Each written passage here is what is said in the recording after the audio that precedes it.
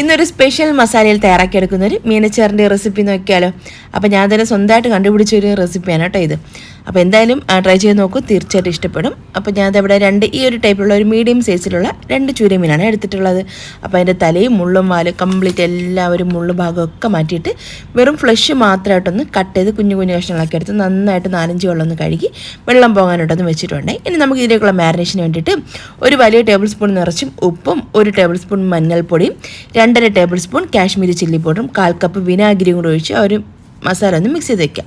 എന്നിട്ട് അതിലേക്ക് ക്ലീൻ ചെയ്ത് വെച്ചിട്ടുള്ള ഒരു മീനാണ്, ഒട്ടും തന്നെ വെള്ളമില്ലാതെ വേണം നമ്മളിതിലേക്ക് ചേർത്ത് കൊടുക്കാനായിട്ട്.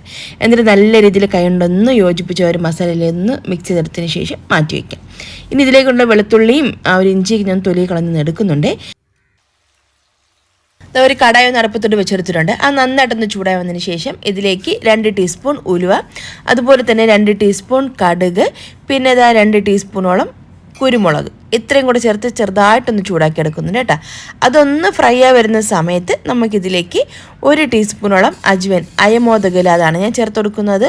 ഇത് കൂടുതൽ നമ്മൾ ഓവറാക്കണം കേട്ടോ, വളരെ കുറച്ച് മാത്രം ചേർത്താൽ മതി. അപ്പോൾ ഇത് ഇത്രയും കൂടെ ഒന്ന് വറുത്തിട്ടൊന്ന് മാറ്റി വയ്ക്കാം. ഇനി അതേ പാനിലോട്ട് തന്നെ ഒരു 8-10 വറ്റൽമുളകും, പിന്നെ ഒരു 4-5 നാരങ്ങയുടെ ഇലയും, പിന്നെ 1 കൈപ്പിടി കറിവേപ്പില, ഇത്രയും കൂടെ ചേർത്ത് നല്ല രീതിയിലൊന്ന് വറുത്ത് അതൊന്ന് പൊടിഞ്ഞു വരുന്ന പാകമെത്തുന്ന സമയത്ത് ഇതിലേക്ക് 1 ടേബിൾ സ്പൂണോളം ചെറിയ ജീരകവും 2 ടേബിൾ സ്പൂൺ പെരിഞ്ജീരകം കൂടെ ചേർത്ത് കൊടുക്കാം. ഇത്രയും കൂടെ ചേർത്ത് ഒന്ന് വറുത്തതിന് ശേഷം അത് നമുക്കൊന്ന് മാറ്റി വയ്ക്കാം. എന്നിട്ട് നമ്മൾ ഒരു തണുത്തതിന് ശേഷം ഒരു മസാല ഒന്ന് പൊടിച്ച് വെച്ചാൽ മതി കേട്ടോ.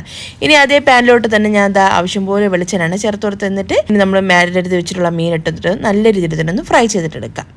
അപ്പോൾ ഹൈ ഫ്ലെയിമിൽ വെച്ചിട്ട് തന്നെ നല്ലോണം എണ്ണയിൽ മുങ്ങി കിടക്കത്തക്ക രീതിയിൽ നന്നായിട്ട് ഡ്രൈ ആക്കിയിട്ടൊന്ന് ഫ്രൈ ചെയ്തിട്ടെടുക്കാം.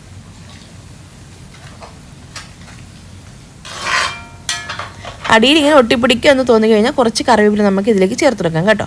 അപ്പോൾ എന്തായാലും നല്ല രീതിയിൽ തന്നെ ഒന്ന് ഫ്രൈ ചെയ്ത് 3-4 ബാച്ചസ് ഇട്ടിട്ടാണ് കേട്ടോ ഞാൻ ഇത് ഫ്രൈ ചെയ്തെടുത്തിട്ടുള്ളത്. നല്ല എണ്ണയിൽ വേണമെങ്കിൽ ഫ്രൈ ചെയ്തെടുക്കാം കേട്ടോ.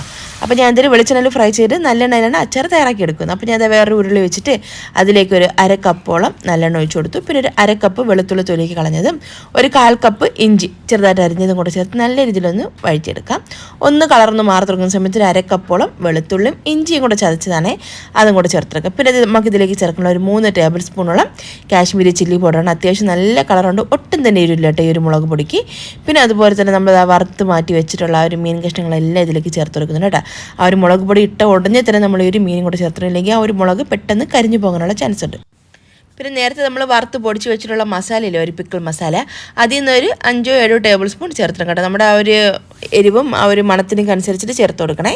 അപ്പോൾ അത്രയും കൂടെ ചേർത്ത് നല്ല രീതിയിലൊന്ന് ഇളക്കിയൊന്ന് യോജിപ്പിച്ചതിന് ശേഷം ഇതിലേക്ക് ഒരു 150 ml വിനാഗിരിയാണ് ഞാൻ ചേർത്ത് കൊടുത്തത്. വെള്ളം വേണമെങ്കിൽ കുറച്ചൊരു ഗ്രേവി ടൈപ്പാണ് വേണ്ടതെങ്കിൽ കുറച്ച് വെള്ളം ചേർത്ത് കൊടുക്കാം കേട്ടോ. 1 കപ്പോളം വെള്ളം തിളപ്പിച്ചത് ചേർത്ത് കൊടുക്കാം. പിന്നെ ഇതിലേക്ക് 1 ടേബിൾ സ്പൂൺ കായപ്പൊടി കൊണ്ട് ഞാൻ ചേർത്ത് കൊടുക്കുന്നുണ്ട്. നന്നായിട്ട് എല്ലാം ഒന്ന് ഇളക്കി യോജിപ്പിച്ചതിന് ശേഷം ഫ്ലെയിം ഓഫ് ചെയ്യാം. നല്ല രീതിയിലൊന്ന് തണുത്ത് വന്നതിന് ശേഷം മാത്രം നമ്മളതൊരു ഗ്ലാസ് ജാറിലോട്ട് മാറ്റി സൂക്ഷിക്കാം. ഈ ഒരു അച്ചാർ കുറേ നാൾ കേടുകൂടാതിരിക്കുകയും ചെയ്യും. നമ്മൾ വെളിച്ചെണ്ണയിൽ ചെയ്യേണ്ട ഫുള്ള് നല്ലെണ്ണ തന്നെ ചെയ്യണമെന്നുണ്ടെങ്കിൽ കുറച്ചും കൂടെ നാൾ കേടുകൂടാതിരിക്കും കേട്ടോ. ഇല്ലെങ്കിൽ നമ്മൾ ഫ്രിഡ്ജിൽ വെച്ചിട്ട് സൂക്ഷിക്കേണ്ടി വരും.